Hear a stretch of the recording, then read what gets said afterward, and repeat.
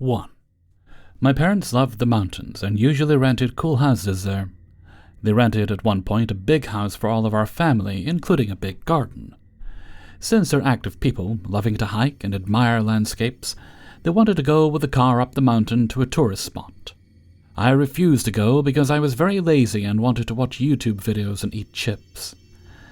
I was sitting in the living room, and after they left I realized I made a big mistake, because I suddenly felt very scared, and my family's comforting presence vanished, as I found myself in a big house that I don't quite know properly.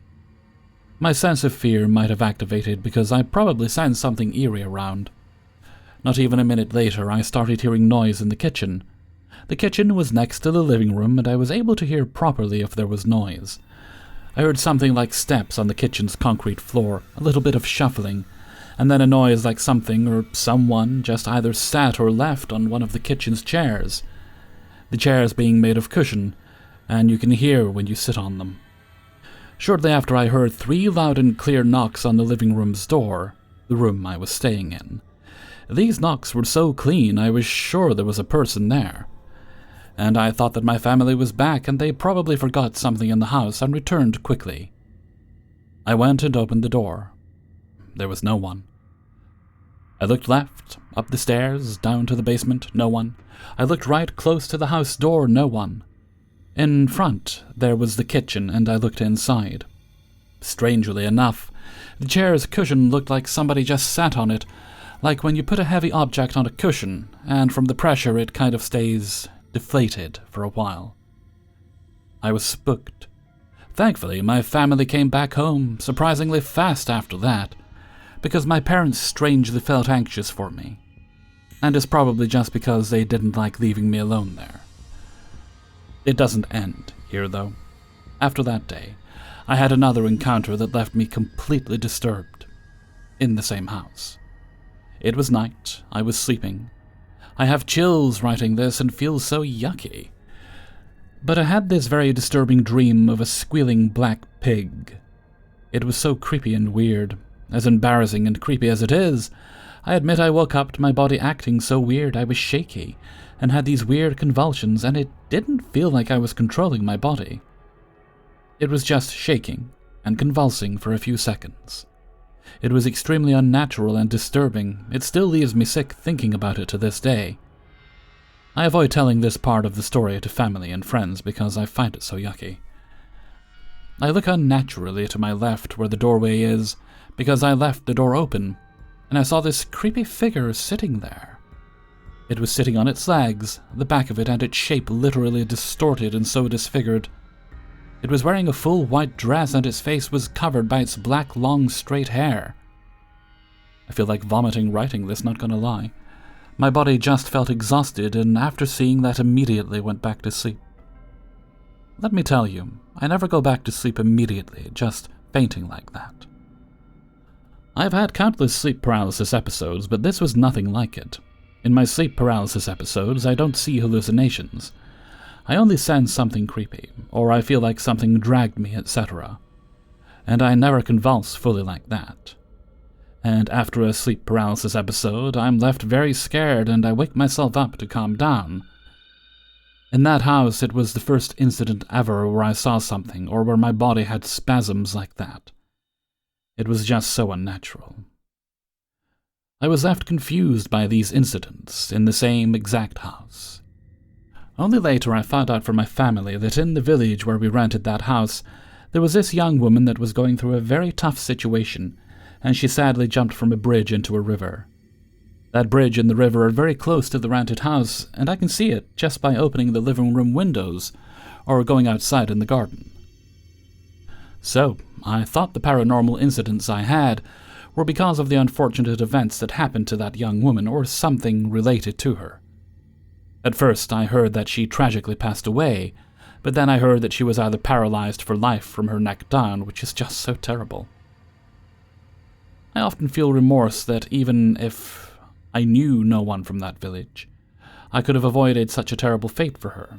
Maybe the paranormal happenings were some sort of warning, and even if I had been more attentive of my surroundings, I could have helped her somehow. I still feel sad thinking about it and her story and what happened to her, even if I never met her. I wish I could have done more for that girl, and I send prayers for her. What do you guys think? I wish I was lying, and that's the conclusion I come up with. 2. In the summer of 2008, I was employed as a contractor and control systems engineer by Severn Trent Water. I was working in Ambergate pumping station next to the Carsington Water in Derbyshire, near to the village of Matlock. It was late in the afternoon, around 4 p.m., and I was asked to go to the pumping station. I was rather busy that day and initially asked why one of the operators couldn't be sent instead. Someone jokingly said with a laugh, "Oh, it's haunted, and Sausage," a nickname of one of the operators, "won't go back in there." Whilst I believe in ghosts and had my fair share of weird, but not particularly disturbing paranormal experiences, I just thought someone was having a laugh and wasn't being serious. Ambergate Pumping Station is one of those old grand Victorian pump houses and is quite deceiving, as it extends around 3 stories below ground. Experience number 1. I descended the 3 flights of metal stairs to the bottom of the pump house and carried my small bag of tools down along with a folding metal table. Despite being a warm summer's day outside, it was cold, damp, and dark in there, being quite dimly lit with no natural light. The job wasn't a big one, test a panel and trace out the fault, pretty normal stuff. I'd been there about 10 minutes when my bag of tools flew off the table behind me and 6 feet across the room, hitting the wall with a thud and a clang, and spilling its contents, mainly spanners, screwdrivers, and other random stuff, out onto the floor. I didn't see it happen, but as soon as I heard it hit the wall, I spun around. I was quite bewildered as I was completely alone in there. My tool bag wasn't balanced on the edge of the table where it might have fallen off. It would have had to be lifted and thrown, plus it weighed around 10 kilograms. I gathered all my tools, put them back in my tool bag, and set it back down on the table. Fortunately, the job was almost finished and my tool bag wasn't moved a second time. 5 minutes later, I picked up the tool bag, folded up the table, and made my way the hell out.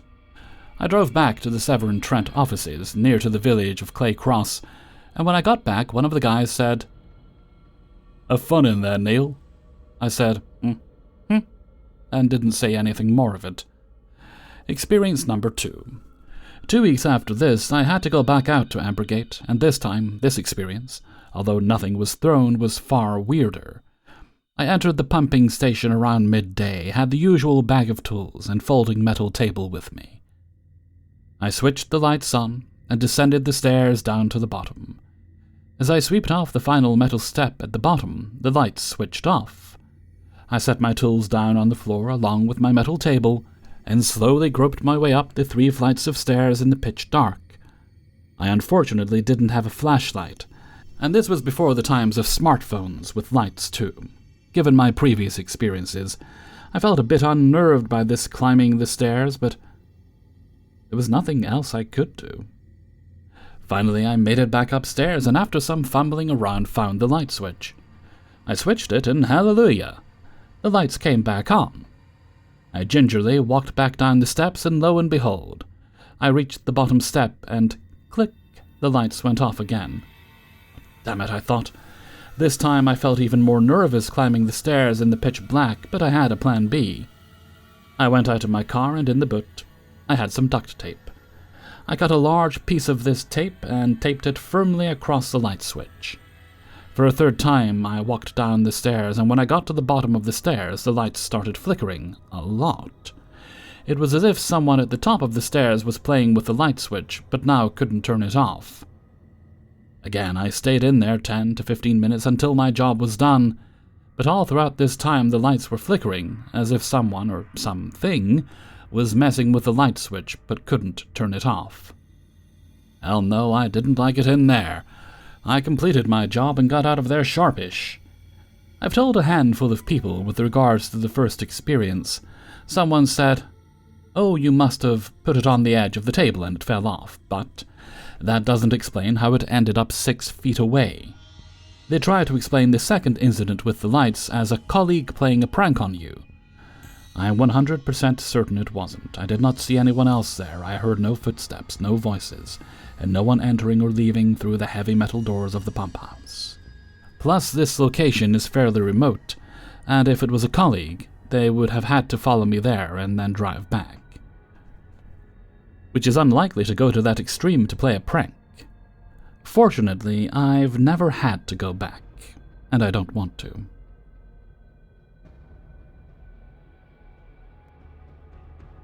3. I listen to podcasts while I work, and recently I've been listening to Morbid. I heard about a theory that children, especially those who are distressed or displaced, tend to be able to interact with or notice entities that adults may not be able to. I'm not sure of the validity of it, but it made a lot of sense to me and applied pretty well to my own experiences. I'd like to start off by saying that as of now, I find it very hard to believe in the paranormal. It's not lack of trying. I find the paranormal extremely interesting, and I always have. But outside of the experience I had when I was little, I've never seen anything since. This reason is why I tend to believe the theory about children being more perceptive to the paranormal, as I no longer have experiences of this kind now that I'm an adult. I'm very much a see-it-to-believe-it person, and it annoys me immensely that I am this way, but it's how I am, and I can't seem to change it. Although I experience no paranormal activity currently, I did a lot when I was little. I'd like to clarify that I have never had a history with auditory or visual hallucinations, and no one in my family has either. Even as a child, I was doubtful and overly rational, but I've never been able to explain away the things I experienced. I've lived in many homes throughout my life, as my parents liked to buy old foreclosed homes, fix them up, and then sell them. I only had an issue with one house in particular. I guess I was in middle school, but definitely on the younger side. The first time I walked into this house, I was immediately put off by something I couldn't place. It was a small to medium 2-story house with an unfinished basement located in a fairly shady neighborhood, although I was used to this. At first, I had no reason to explain why I didn't like being inside the house. Eventually, though, strange things started happening to me. One time, I was in the house alone, playing in my room, and I heard someone call my name. This wasn't a mumble or the TV or anything like that. It sounded exactly like my mother. At the time, I didn't know I was alone in the house, so I got up to go see what my mom needed. Expectedly, I couldn't find her. I was about to go back to my room when I heard her call my name again, and this time I was in the kitchen, where the door to the basement was located. I knew for a fact the voice had come from the basement. I did not like the basement. I was scared of it, and really any basement in general, so I was hesitant to answer my mom's call. I opened the door and peeked down the staircase and noticed that none of the lights were on. It was pitch black down there. I doubt you'd be able to see anything without a flashlight. I got even more creeped out, and as I was pulling back and closing the door, I heard her call my name again, and again it was definitely coming from the basement. My stomach fell to my butt, and I decided that I needed to get out of the house immediately. I burst out the front door, and I find my mother outside watering rose bushes, with earphones in, listening to music. I stop her and ask if she was calling my name, and she tells me she wasn't and that she's been doing yard work for a couple of hours now. I was freaked. I refused to go back inside without her and still wasn't satisfied even after she went down into the basement and declared nothing was down there. I never heard that call again, though. The rest of my experiences kind of blend together, as they most often happened at night while I was in bed and my mother was asleep. The only reason I was awake so late most nights was because I was truly terrified to close my eyes. I would hear things at night like voices and steps, and I would get so terrified I would sneak into my mom's room and sleep on the floor next to her bed so I didn't have to wake her up. First, the steps. It was always around the same time in the morning, 1 or 2 a.m., I think. I would hear someone walk up the stairs, pause, and then walk back down. This would happen a couple of times before it stopped completely, and I didn't hear it again until the next day. It wasn't every night, but it wasn't a lot of them. I never got to see what it was because I knew for a fact that it wasn't my mom, the only other person who lived with me, and wasn't interested in meeting whatever was making the noise. I always pictured a little girl in a nightgown, and I'm not sure if that's just horror movie influence, or if I was somehow picking up on what the thing actually was. Additionally, the spare bedroom upstairs had a small door that led to the attic, and I would hear similar steps above me on the wood beams placed above the installation. Next, the voices. This was a tipping point for my mother, I think. She was getting increasingly annoyed with how terrified I was almost every night now, and I would always end up waking her up and asking if I could sleep in her room. For some reason, she really didn't like letting me in there, and thought forcing me to stay in my own room would make me brave or independent or something. At one point, she put our 2 dogs in my room with me before bed, and put a little gate up in the doorway, so they would stay in there with me all night. It was supposed to be comforting, but it wasn't. The voices I would hear come from my closet, and I was sure that they sounded like children. I would simply hide under the covers and shake until I somehow eventually fell asleep. But the night my mom had our dogs stay in my room with me, they heard them too. They were growling in my closet and pacing in front of the gate, crying to be let out of the room. They wouldn't come anywhere near my bed because it was right in front of the closet, and they would only stay on the other side of the room. I never once checked the closet at night. Again, I did not want to know. The last thing I can remember is that my favorite stuffed animal, the one who I slept with, hugged my chest every night without fail, ended up on the other side of my room in my rocking chair in the sitting position. She was one of those robotic dogs that barked and wagged its tail and things, so her front legs were adjustable, and you could have her laying down or sitting up. It wasn't easy to adjust her legs either. It wasn't like I accidentally moved them into sitting position as I slept, and I know that I hardly move in my sleep anyway. I went to bed with my Stuffy hugged against my chest, facing the wall my bed was against, with the Stuffy in the laying down position. And when I woke up the next morning, she was missing. I thought she'd fallen off the bed, so when I turned around to look, I found that she was now sitting upright in my rocking chair staring at me. After that, I became extremely scared of her and would only ever say nice things to her, as I thought I needed to appease the ghost I thought was inside her. I actually still have her to this day, and I'm still scared of her. My friends all know who she is and are actually equally terrified of her, but I'm just too sentimental to send her away. My mom ended up sending me to therapy because of how scared I was all the time. But no matter what the therapist did, he could never help me get over the fear, and the experiences didn't stop until we eventually moved out of that house. 4. To preface, I'm an incredibly skeptical person. I don't believe in ghosts or the paranormal, but there is one event in my life that presents a genuine conflict to me of what's real and what's not. I grew up in our generational home. My grandparents built it, raised my father there and his siblings, and eventually my parents ended up owning the house. We moved there when I was about 6. It's a very calm and beautiful area, but steeped in a lot of dark history. The house is a short walk from an island that was a fortification for a militia that fought in the siege of Savannah. You can walk there and see the bunkers, find cannonballs and plenty of Native American pottery. Most of the area was used for training and also had plenty of plantations. You can dig around in the backyard and find bullets and other relics. Because so much happened there, you can feel a palpable weight in the air.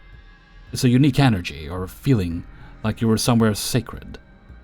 I don't know how to explain it exactly. However, I adored growing up there. I always felt comfortable, and it's the one place I can go to relax and feel at home. The house itself is a 2-story ranch-style building. My bedroom was upstairs, along with my sister. My entire childhood, I was obsessed with technology and video games. On my 10th birthday, I was gifted a PS2 from my uncle. I was overjoyed, and we set it up in a room across from my bedroom, the exercise room, because my dad had set up a home gym in there. Needless to say, I spent the majority of my time in there playing video games, doing what I love. Now here's the thing. In the back of the room, there is a large closet with heavy wooden doors that slide open from the middle. I never considered myself to be sensitive or anything of that nature, but the closet gave me the absolute creeps. I always felt like something was watching me from the closet. I had nightmares about the closet opening. I would close the room when I went to bed because I hated looking into its darkness at night. I kept all this to myself and never expressed my discomfort. But it all came to a head during a sleepover with my cousins. We decided to bunk on a mattress in the exercise room and all sleep together. I ended up on the side of the bed directly next to the closet. I was likely 11 or 12 at the time. As I tried to sleep, I experienced actual terror. A true fight or flight response just by being next to the closet. To this day, I've never felt so terrified. It was like the pure energy and feeling coming from the closet was overwhelming me. I started crying and explained what I was feeling. They sympathized with me and let me sleep away from the closet. I eventually got to sleep, but that feeling has stuck with me for more than a decade. Well, that is cool and all, but being a child is an incredibly trippy experience, and I wrote it off as me letting my fear take over. I never forgot about it, but I never brought it up again. Most importantly to this story, I never told my dad. He's always been a no-bull kind of guy when it comes to the paranormal. He had never in my life talked to me about any experiences he had until I was much older. Moved out and married in my 20s. But one night at dinner, he opened up about his own unexplainable experience. Come to find out, the exercise room was his bedroom when he was growing up there, and he hated it as well. The same feeling of being watched, of pure dread, of overwhelming uncomfortability just being in its presence. Remember, I never told him of my experience, so I was amazed he was corroborating my own feelings. Then he explained something that I never thought would come out of his mouth, considering how much he is a skeptic himself.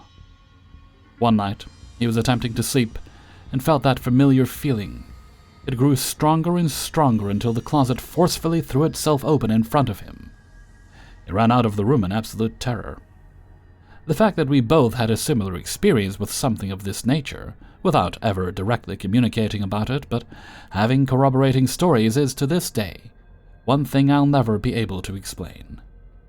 I genuinely cannot come up with any theory other than it is something we simply do not understand. I know it's not a scary story, but it's one that will stick in my mind forever. I remain a skeptic, but there's nothing I can do to refute what happened to us. Thanks for listening. 5. About 5 months ago, something came into our house. I don't know where or how. Both of us work from home and barely go out. Nevertheless, it came. At first, we thought we were imagining it. A dish fell in the sink, a phone went missing and reappeared in another room. We're just forgetful, right? Hey, did you hear that knock? It sounded like it was coming from right in front of us. Up in the air? We thought when talking about it. But then it got really weird and really bad really fast. Nothing was happening to my sister at first. She just started having crazy dreams where she would sleep talk and fight something in her sleep while cursing at it. She'd wake up with mysterious bruises, but she always bruised easily anyway, so we thought it was self-inflicted. Then, one night, I'm laying in bed fully awake, just laid down to sleep with no air on or an open door. A quick-moving, chilly breeze moved through my room, strong enough to move the hangers in my closet, and then just stopped. It was like the air was sucked out of the room and replaced with pure malevolence. You know that feeling when you get so scared that your eyes start watering for no reason? Yeah, I didn't know that was a thing before then. The next thing I could see, illuminated by the faint streetlight flittering through my solid window shade on the wall, was a large 3D shadow that slithered up the wall and over me on the ceiling. That's when it opened its eyes and smiled at me. It reached down to me slowly in what seemed like an eternity. When I finally got the courage to scream, it lasted 0.5 seconds before its arm shot the rest of the way down and slammed my mouth. Its face and other arm then separated from the rest of its mass still clinging to the ceiling, and it leaned down, looked me dead in the eyes unblinkingly, while still smiling sinisterly, and simply said,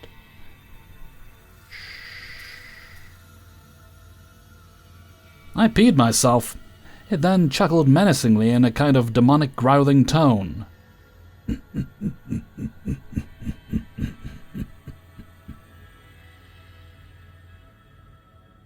Then the smell hit the air and it got disgusted. Then the whole neighborhood's power went out and I couldn't see anything in my room, but I was looking up in the inky blackness, panicking. Then I felt my face that was previously being crushed be released. Power came back on. It was gone. And then we heard a huge explosion sound in the house. Of course, my sister woke up from this, and me, I stayed perfectly still, right there. I didn't speak, move, scream, nothing. She went to go find the source of the sound. I heard her yelling, ran into my room, and saw what condition I was in. More WTFs ensued. When I finally got up from the bed, still in shock, my body let the rest of everything else go, if you know what I mean. I made my way to the bathroom, slowly cleaned myself up, while my sister called the cops. When I got myself together, I made my way to where she was, and what used to be the large double front door entrance to my house was now a large hole. I don't know what chased that thing away or caused it so much fear it blew a hole out of my house trying to escape, especially when it so easily slipped in. But I am grateful every single day that I am alive, and that I survived that encounter. I want to put it behind me, but I can still smell its scent and feel its texture. After the expensive repairs, my sister contacted our local tribes to bring people to sage the house and put wards around the property. The only proof that any of this happened was the thing was caught in our neighbor's ring cam, bolting down the street, with a ball of light on its tail. It looks like a strange car hauling it in reverse at first. It isn't when you slow down the footage. Unfortunately, my neighbors are hyper-religious and believed keeping the footage would invite demons into their house. Otherwise, I'd show it here. Well, you win some, you lose some. You survive some. Hey everybody, Hellfreezer here, and thank you very much for listening to Paranormal Stories, episode 388. And thank you very much to everybody who allowed me to use their stories in this video. Before you go, please hit the like button. That encourages YouTube to recommend the video to other people. More views means more videos. Okay, so, and if you want early access to my videos, then do that by supporting me on my Patreon page, which is linked in the description. You'll also find a link there to my Discord server, as well as my merchandise store, which is located on Teespring. And you can leave a tip for today's video if you really enjoyed it by clicking on the heart with the $sign underneath the video player. And while that is not required, I do appreciate the help. Okay, let's move right along to Hellfreezer's question of the day. And today's question is, do you ever buy anything when you're out shopping, like buying groceries, that sort of thing? You know it's bad, but there's a new version of it, so you think maybe this one will be better. For me specifically, it's my local supermarket. I won't name them. One of my local supermarkets. They both have donuts. One of them sells good ones. The other ones are not really that great. They're overly chewy and greasy. But sometimes they have interesting fillings in you, like chocolate and orange, apple. I got a pack of caramel once today as a little treat while I was out. Haven't had donuts for a while, so I figured why not. I know they're probably not going to be great, but I'm hoping the filling's at least good. Although I do recall once, at one point, the donuts did get briefly better, then they got bad again. It's almost like somebody was doing a good job making them, then they went, no, that's not how we do it. They have to be crap before we can put them on shelves and sell them to customers. Anyway, that's mine. Why don't you let me know what some of yours are in a comment below. And before we go, let's take a look at the answer of the day from a previous video. This comes from Paranormal Stories 386, and I think it was about canned goods that you enjoy a little bit more over the fresh. And today's answer comes from Reluge. I like canned mango. Buying the fruit and then having to cut it is just so frustrating, especially for someone that is afraid of knives. So, canned mango is far easier for me to eat and still tastes great. Thank you very much for your answer, Reluge. Okay, and with that, I'm going to head off for now. So until next time, thank you very much for listening, and take very good care of yourselves.